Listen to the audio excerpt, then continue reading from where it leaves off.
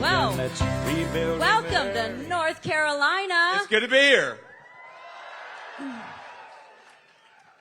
So, you know, I just thought I'd like to ask a personality question to start it off with. Okay.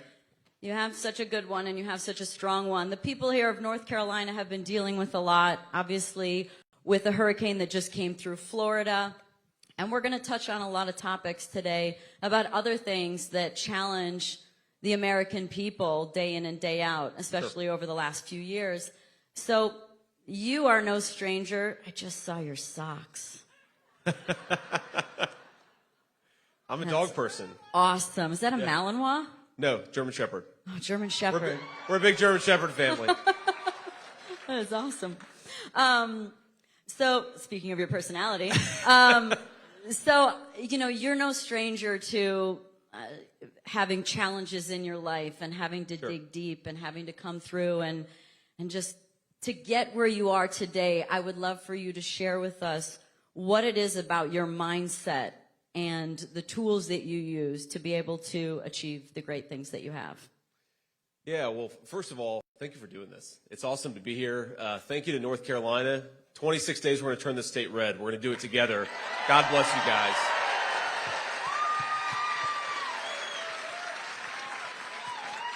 And I guess it's a tough question to ask, or a tough question to answer, because it's always hard to evaluate yourself honestly.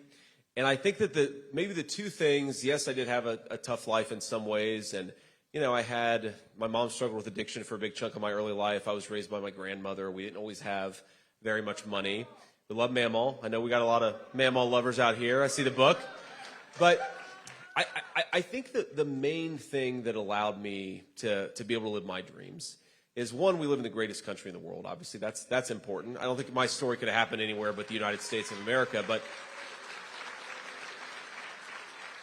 I think what I always had this sense of gratitude, because my grandmother, she couldn't walk very well towards the end of her life. I mean, she died when she was 72 years old, which then I thought was really old, but now I think it's kind of young, actually. It is. And I realized, like, there were so many little ways where without her love and without her support and without her going above and beyond, I just wouldn't have been here.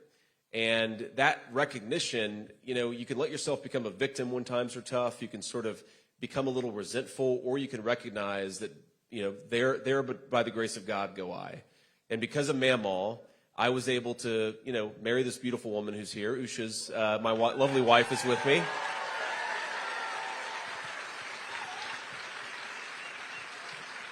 And, like everything that I really wanted, like I just wanted to become a good husband and become a good dad. And that was like the American dream to me. And that was possible because my grandmother, and those of you who've read the book will know, like, she was a very, very interesting and in some ways even like a contradictory person, right? Because she was a woman of incredibly profound Christian faith. She never graduated from high school, but she was the smartest person that I ever knew. She also really loved the F word, right? So like there was sort of all these things going on with Mamaw at the same time. But I just think that, that the advice that I would give to anybody, and I actually met a young man today who was raised by his grandmother and told me a little bit about his story, and I'm always grateful when people tell me about where they came from, is don't let yourself become a victim, and don't forget that however hard your life has been, it would be a lot harder, but for people that you ought to show some gratitude towards. And if you keep that spirit of gratitude, I think you'll do just fine. Well, thank you for sharing that. This is a town hall, so let's get to some questions. Let's do it. The first question is from Adam. You guys stand up. How are you, Senator Vance? What's up, man? How you doing? Pretty good, a little tired. Over the last 14 days, we, myself, my fiance, and these awesome pilots behind us have been delivering supplies all over Western North Carolina. God bless you guys.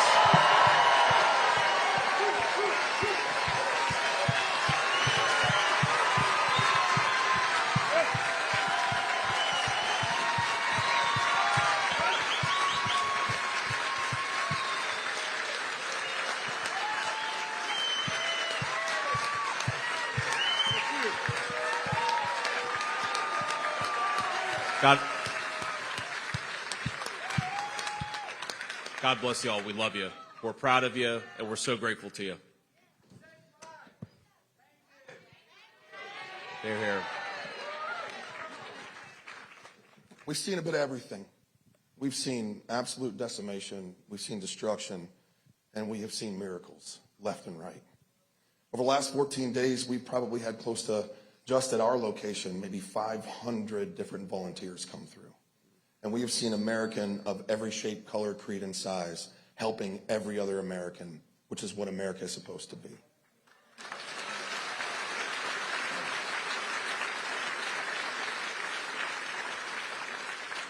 There's two big fears that we have. The biggest fear right now is that when all this is over, Western North Carolina becomes a footnote. And we don't want that. We don't want that for anybody that's left behind after a disaster, holding the bag, trying to rebuild everything that they've lost. And the second fear is that we won't have an opportunity to have a real conversation about the after action of what took place in order for us to understand how we can use a combination of both private sector and public sector funding and efforts to have effective, efficient actions on the ground, to make it more mobile and more agile, but more importantly, to re-inject capital back into the local economy. So this is my question. The first thing I'd like to ask is this. Will you and President Trump promise to not forget Western North Carolina if you win the election? We will never forget Western North Carolina. That's right.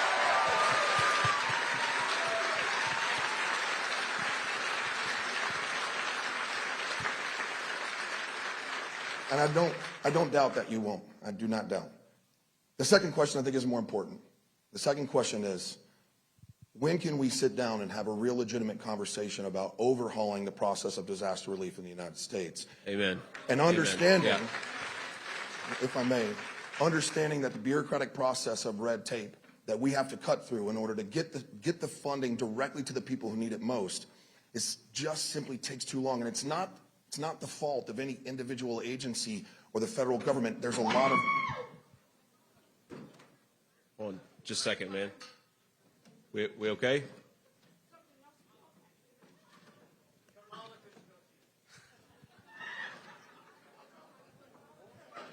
Kamala Harris built this platform behind us. That's what happened.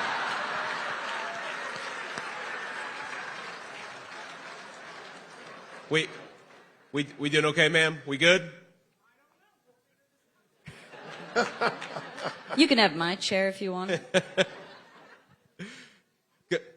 Go ahead, sir. The question is, can we have a conversation about revamping a national disaster strategy so that we can utilize retired veterans and special operations personnel who have been leading the charge hands down in Western North Carolina and effectively provided food, supplies, and medical aid and assistance to thousands and thousands of lives, and revamping the national disaster strategy in the United States so that we can make it more effective?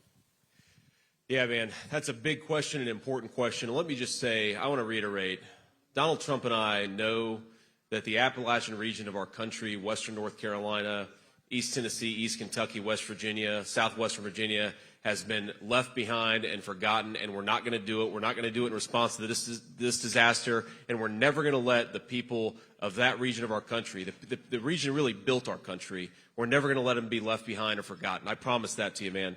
And let me just say about the disaster response. First of all, I want to thank you all for everything that you did.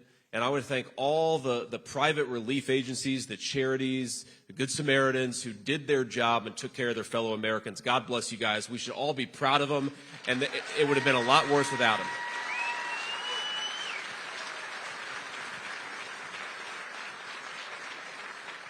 And look, I think now that hopefully we're moving to the stage where we're trying to rebuild as opposed to just recover. And I know we're still recovering a little bit, and that's an unfortunate tragedy here. But I think once we get past that, hopefully in the next few days, where we've gotten everybody, saved everybody that we can save, then it's time to focus on the disastrous federal response to this incredible crisis. And I think what I've learned is look, 2 days, okay, you have the hurricane, Western North Carolina is underwater.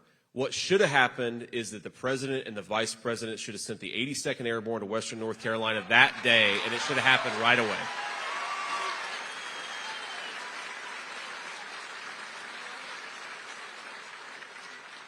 And instead, of course, we had a president at the beach and a vice president at a fundraiser in San Francisco what you need in times like this is you just need leadership. Because I think, sir, you put it so well. It's not any one agency. And there are a lot of people working on the federal effort who are doing a good job, or at least is doing as good as they can. The problem is all the bureaucratic incompetence. And I was actually talking with Elon Musk about this a few days ago. I mean, Elon, by the way, was like a center-left Democrat 4 years ago. Now he's got a dark MAGA hat, right? On that you talk about a guy who's pissed off about government incompetence. He's Elon Musk. But I think what happened is, look, you've got the FAA, you've got FEMA, you've got all these relief agencies, and you've got people who have been trained by the government bureaucracy that their job is not to cut the BS and help people, it's to basically act like the DMV, right? And unfortunately, what that means in this case is you've got a lot of people who could have been helped, a lot of lives that could have been saved that weren't. And there's a lot of details to figure out. I'm sure we're going to learn a lot about how corrupt and incompetent our government is. But I think the most important thing here is we try to get to the bottom of how we had such a massive failure. And I'm sorry, think about this. In 2010, the terrible earthquake in Port-au-Prince, Haiti, the 82nd Airborne was there 2 days later. 2 days later. The 82nd Airborne is an hour away from Western North Carolina, and it took 6 days to get them there. That doesn't happen without a failure of leadership. We got to get to the bottom of exactly what that failure of leadership looked like. And the final thing I'll say, sir, is the only way to fix this is by accountability. It's true in the private sector. It's true in the public sector. If you don't have accountability, in other words, if you don't fire the people who screwed up, it's never going to get better. And what is fundamentally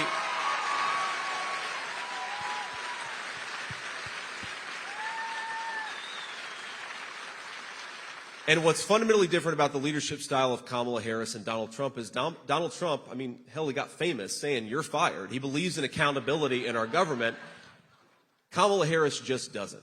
I think it's this attitude of go along to get along, of, yeah, you screwed up and maybe even you got people killed, but we're not going to fire you. That's not going to do good for our people in the 21st century. And I want to say just one final thing.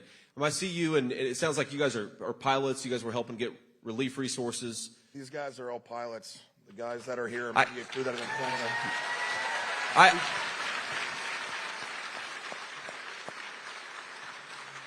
I just want to say, man, I want to be the kind of vice president where you feel like I have your back and that I haven't left you behind. And I know that Donald Trump wants to be the kind of president that will always have your back and never leave you behind. We are so proud of you. We're so grateful for you, and we're going to fight for you when we're in the White House. God bless you guys. Thank you. Thanks for the question, man. Seriously.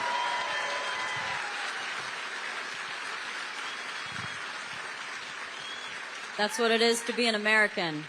That's what it is to be an American. Our next Exactly question right. comes from Jean.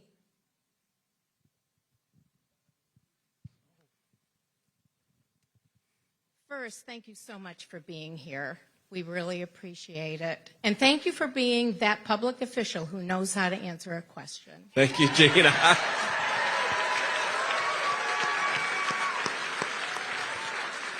Thank you. I am from North Carolina, and my question regards illegal immigration. Last week, we learned that 13,000 murderers came across our border illegally. What is the plan to deport these awful criminals? Yes, ma'am. The plan, to put it simply, is we got to send them home. We got to send them home ASAP, and that's exactly what we're going to do. They have no right to be in this country. And, you know, it's funny because the media, which for 3.5 years has refused to even cover the terrible problems of Kamala Harris's open border, will now say things like, well, how are you going to deport people? You know, it's just way too hard to deport people. It's actually not hard to deport people. You just got to have competent administration that's willing to send people back to where they belong and not let them collect benefits in our country.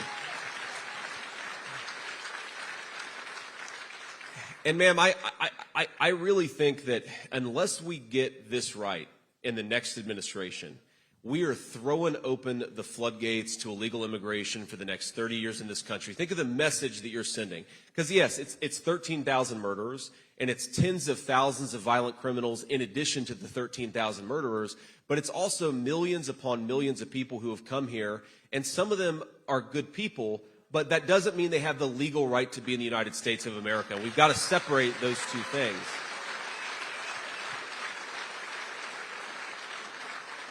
And if the message that our country sends after 25 million illegal aliens coming into this country is you get to stay here, you get to collect housing benefits, you get to collect welfare benefits, while folks in Western North Carolina are struggling to survive, we will never have a border in this country again. It's why we've got to elect Donald Trump. Send a message to these people. No more illegal immigration. No more open borders. Good ma'am. On the topic of illegal immigration, it's estimated that it costs this country $150 billion a year. So I'd like to hear where is that affecting the American people? And when that's solved, what can they expect to improve? Yeah, Danny, it's affecting people in so many different ways. And I actually think that $150 billion may even be undercounting it. Because a lot of what that money is illegal aliens who collect welfare benefits in some form or another. So that's Section 8 housing. And take just one example. Let's say and I've seen this in communities that I represent in the state of Ohio, where you'll have multiple families living in the same house. Each of them gets Section 8. So they're able to pay way more than an American citizen who's just working at their job 40, 45, 50 hours a week. And so Americans are getting evicted from their homes to make way for illegal aliens who are only there because of the generosity of American taxpayers. That is one of the biggest ways it affects us, is it drives up the cost of housing, and it leads to a lot of people being unable to afford their homes. Here's another big way it matters. I don't know what the exact number in North Carolina is, but I learned in Michigan, 85,000 children of illegal aliens are in the Michigan public schools. And Michigan and North Carolina, probably about the same number, actually, here in the state of North Carolina. Well, what do you think that does to the poor public high school teacher who's just trying to give kids a good education, but all of a sudden they're dealing with classrooms that are full of people, they don't even speak the language. And again, it's nothing against those kids, it's saying something against Kamala Harris, who let those kids come in and deprive Americans of a good education. Here's another big way that it matters, and this is something I know very personally. My mom struggled with addiction for a very long time. And my mom got clean and sober about 10 years ago. She'll actually celebrate 10 years clean and sober in January.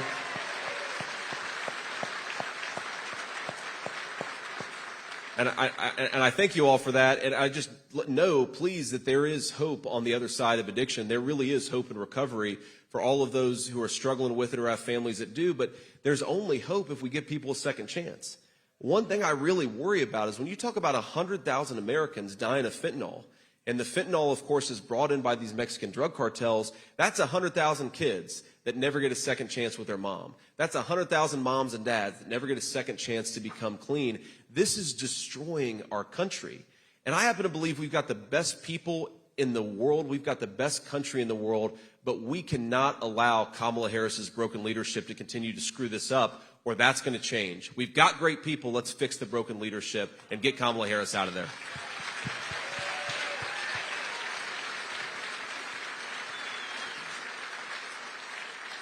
We all look forward to that. Our next question. 26 days. 26 days. That's right. 26 days. The countdown is on. It's going to happen. Get voting. Vote early. That's right. Our next question comes from Kaylee.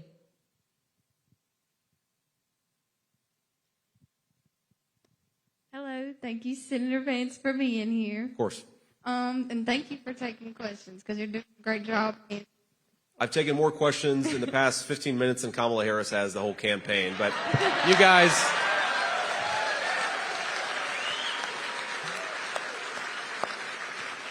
I'm a small business owner and a first-time voter, and I'm a hairdresser.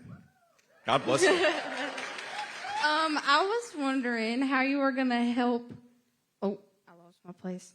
Oh, one day I want to start a family and own my own home, but with raising costs, I do not know if that will be able to happen. You have come from humble beginnings. So what is your plan for creating more opportunities for people like me? Yes, ma'am. Of course. Well, thank you for your question, and it's an important one. And I will say, I think we've got a question here, a question over here, and a question over here. I think I need a swivel chair the next time that we do an event like this. You need to make us a lazy Susan. That's right. Spin around. Well, I think to answer your question, let's start by understanding because it's really important to understand the root causes of some of these problems. Why are things so expensive under Kamala Harris's leadership? And there are a whole host of things I could point to, but actually the most important is energy, okay? So think about it like this. Groceries are 25% higher than they were 3.5 years ago. That's because the truck drivers are paying way more for diesel fuel, and it's the truck drivers who are getting the groceries to the grocery store. Our farmers are paying more for diesel, and of course they're the ones growing the food. And then finally, you think about building a house. Well, if all the people who are doing the building and delivering the materials are paying more for gas and more for energy, then that's going to raise the price of everything.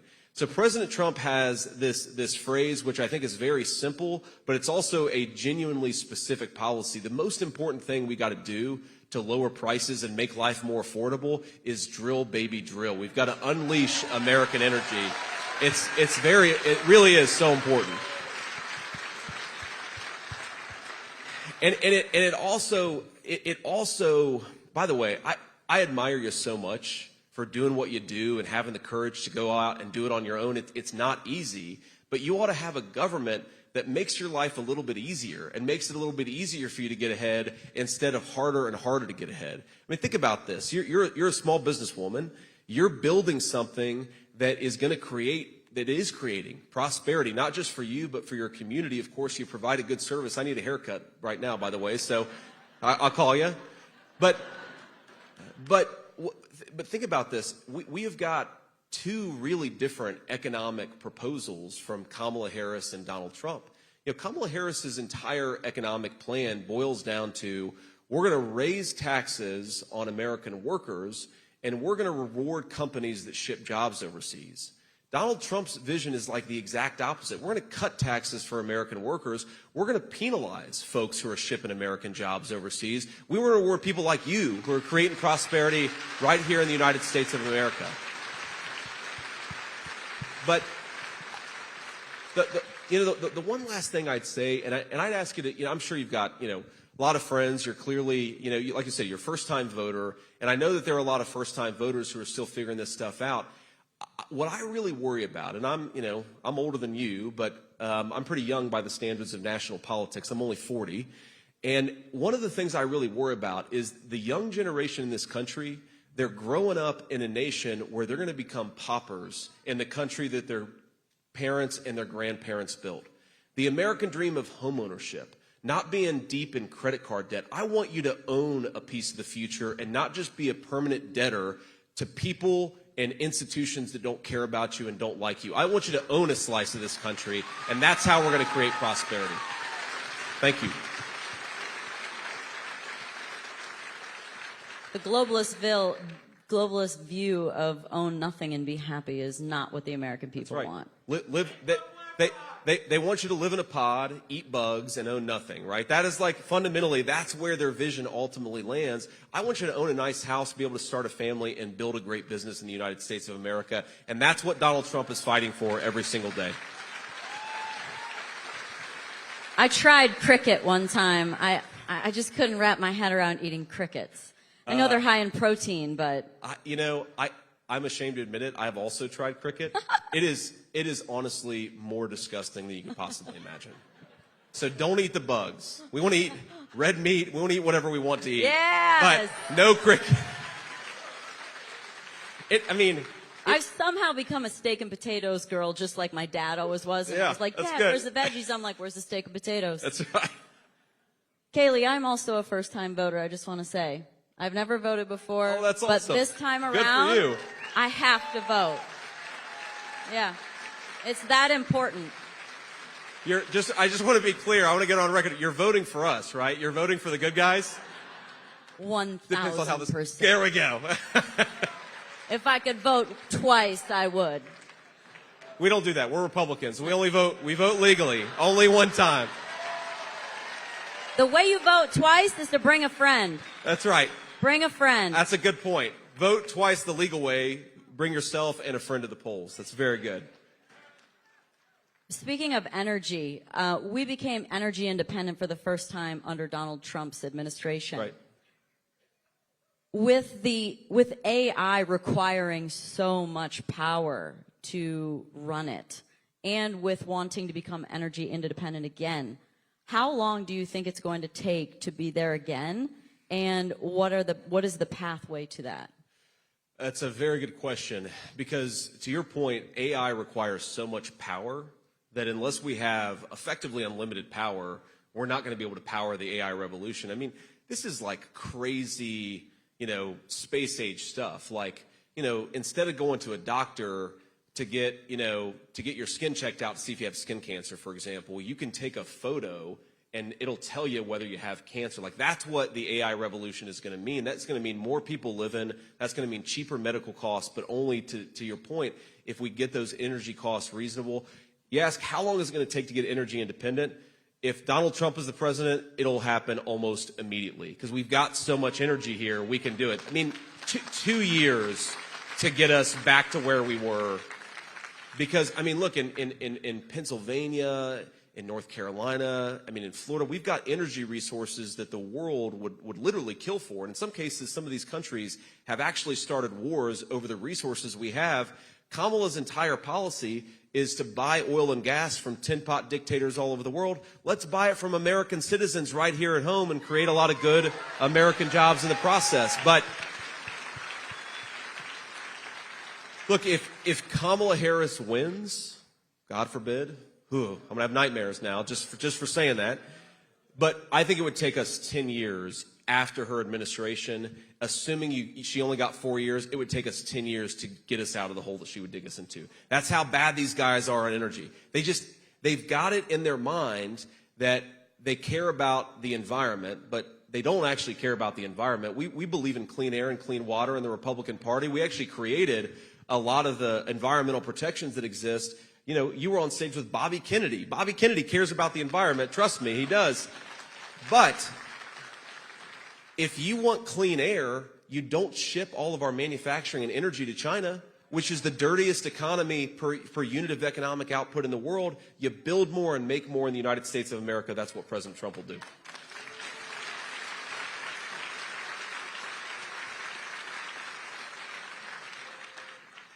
Our next question comes from Patricia.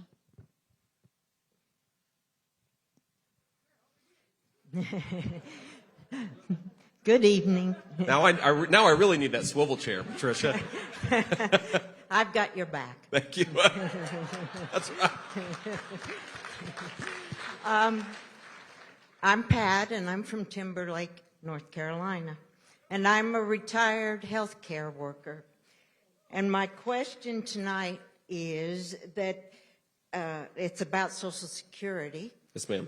And I've seen ads and posts where Donald Trump is going to take away our Social Security or cut it or decrease it. But then I also see ads and posts that Donald Trump is planning to remove taxes on Social Security. Can you explain and describe and clarify yours and Donald Trump's Social Security plan? Yes, ma'am. Well, first of all, and I'm sure I don't have to tell you this, but I'm going to stand up here because ma'am, I think you know this. I think a lot of us know this. Don't believe everything you see on TV, because a lot of those things are paid for by Democrat money. It's dishonest. Here's what Donald Trump's going to do. He's going to protect Social Security, and he is going to cut taxes on Social Security income, because our seniors, you paid into it for your whole lives. You ought to be able to enjoy the benefit of it on the other end. It's that simple. But here's something that really matters here, because you know what will bankrupt Social Security in this country? Giving it to illegal aliens. And that is exactly, this is what I think is so sick about what Kamala Harris is going out there doing. She is accusing us of doing the very same thing that she herself is promising to do. She wants to bankrupt this program, not by giving it to the people who paid into it, by giving it to people who don't even have the legal right to be in this country to begin with. And if you want our seniors to enjoy their Social Security, Donald J. Trump is the only candidate in this race that's going to protect it. Ma'am.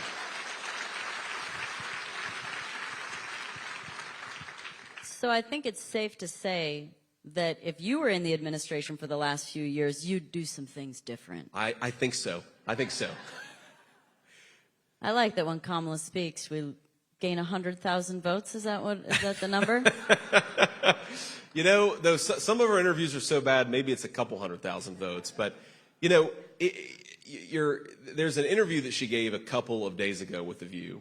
Not exactly a hard-hitting one. No. That's like, you know, the ultimate softball interview, but I guess it's tough if you can't even hit a T-ball, which I think is Kamala Harris in some of these interviews. But, you know, she was asked, and we have to back up for a second. Remember, the whole argument of her campaign is that she is different from Joe Biden. You would actually, in fact, you know, be forgiven for believing that she's not his sitting vice president, even though, of course, she is, because she's running so far away from it. And she cast the deciding vote on a lot of the worst policy. She has bragged about being the last person in the room when these decisions were made.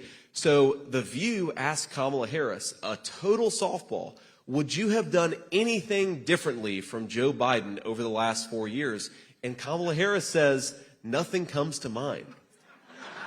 It blew up the whole lie at the heart of her campaign in one interview answer. And I will say, though, when she says nothing comes to mind, that's probably true about whatever topic the answer is about. So I'm hardly the most obvious person to defend Kamala Harris, but maybe she was just being honest about her state of mind. Shows she's a placeholder. Exactly. Didn't have any thoughts. We know that it would be different with you guys, and we know that you answer questions, and we love that. We love having someone in charge of our country that answers questions and that's going to get things done. I appreciate that. Well,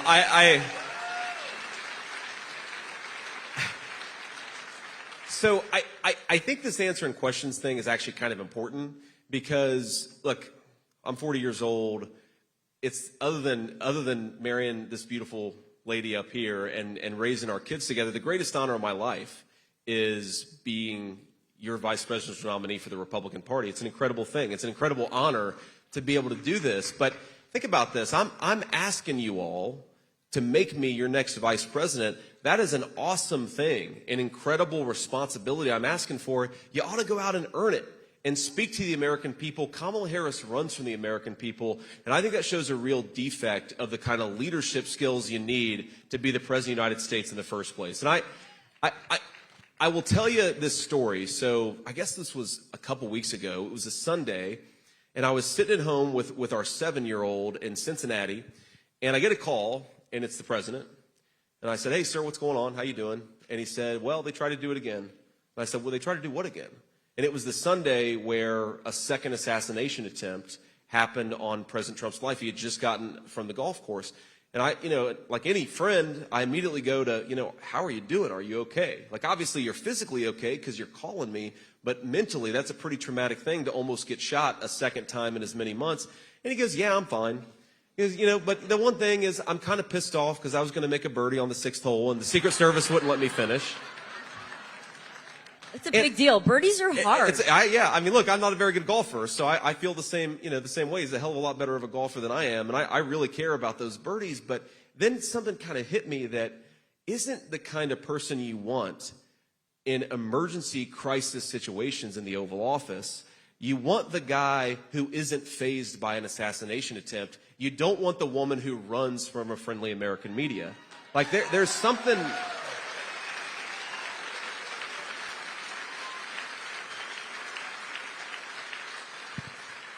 There's something about the way that Kamala Harris has run this campaign that I think is genuinely, to all Americans, Democrats, Independents, Republicans, is insulting.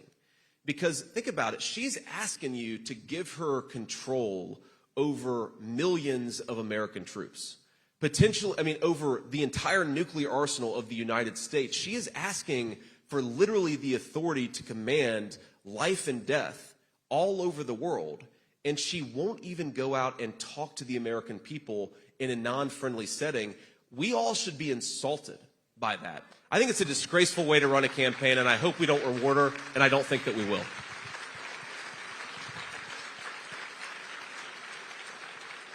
And just to wrap it up, since I know you'll answer any question, Oh, no. I think you could share maybe what you did with your day off that you had a couple days ago and what your special secret skill is with the Okay. American people. All right, well. And be specific. Okay, I will. Okay. Well, I was raised in a middle-class family, and it's